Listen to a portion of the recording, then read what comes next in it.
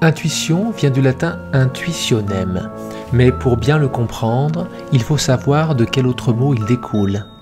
Intuior, qui signifie littéralement regarder, observer, considérer, fixer le soleil, d'où contempler, puis examiner, admirer.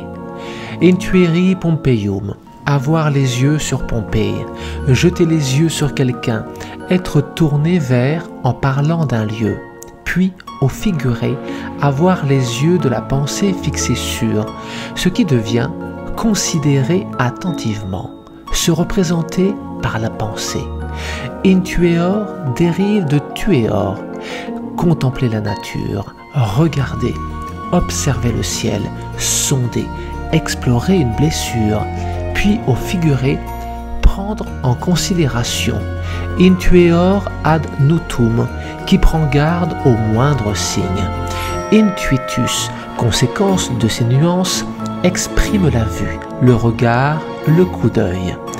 Intuition, composée de in, dans, et tueri, voir, regarder, désigne la perception, la connaissance claire et immédiate grâce au regard perçant posé sur le monde sans le recours du raisonnement. Une capacité à deviner ce qui est ou doit être sans avoir à le démontrer. Le mot intuition, 10e et dernier mot de la colonne 3 à la page 765 du tome 9 de la succulente année 1873 du Pierre Larousse, s'applique à toute perception claire et immédiate. Et l'on appelle intuitive les facultés auxquelles nous devons des perceptions offrant ce caractère.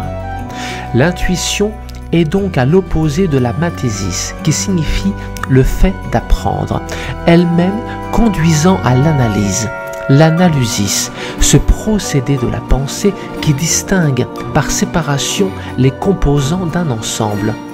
Ce n'est donc pas étonnant si l'intuition est aussi à l'extrême opposé du raisonnement qui la jalouse injustement.